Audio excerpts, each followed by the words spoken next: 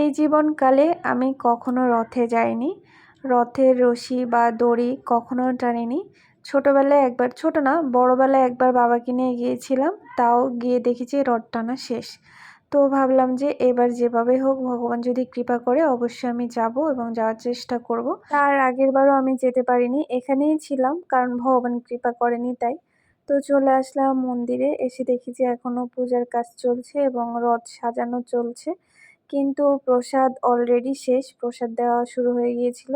প্রসাদ পাইনি দেখে ইসকন হোটেলে চলে আসলাম, এসে ওখানে প্রসাদ পাই।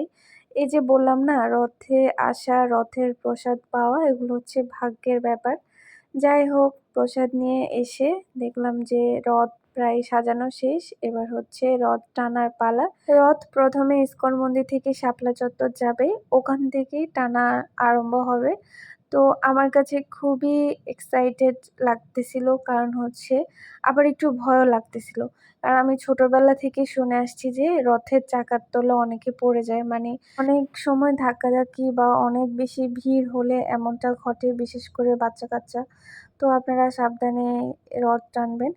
আর আমি এই যে ভগবানের জন্য, জগন্নাথের জন্য একটুখানি কলা আর একটুখানি আম দিলাম, কারণ হচ্ছে এখানে ফল দেওয়া ভগবানের নামে অনেক বেশি ভালো। আর যদি রথের যে প্রসাদ বা হচ্ছে এখান থেকে যদি আপনি কোনো প্রসাদ পান, সেটাও অনেক অনেক বেশি ভগবানের কৃপা। তো এই যে শাপলা চত্বরের এখানে এখন, আর এখানে সব কিছু পূজা টুজা শেষ করে এখান থেকে রথ টানা স্টার্ট হয়ে গিয়েছে। এই যে দেখেন, আমার লাইফে ফার্স্ট টাইম আমি রথের রশি ধরে জগন্নাথকে, সুভদ্রাকে, বলরামকে টেনে নিয়ে যাচ্ছি। এটা জানি না কত পুণ্যের কাজ বা কত পুণ্য করলে আপনি এই কাজটা করতে পারবেন, সেটা ভগবানই জানে।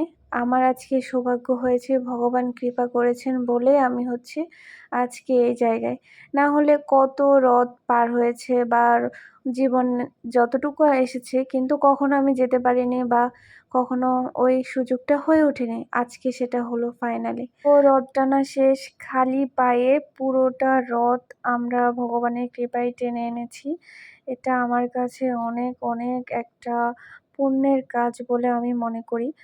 আর এটা হচ্ছে লক্ষ্মীনারায়ণ মন্দির, এখানে সুভদ্রা, বলরাম, জগন্নাথদেব থাকবেন ৮ দিন। এখান থেকে আবার হচ্ছে উল্টা রথের দিন ইসকন মন্দিরে চলে যাবে। আর এই যে দেখেন, এই জিনিসটা আপনারাই শোনেন।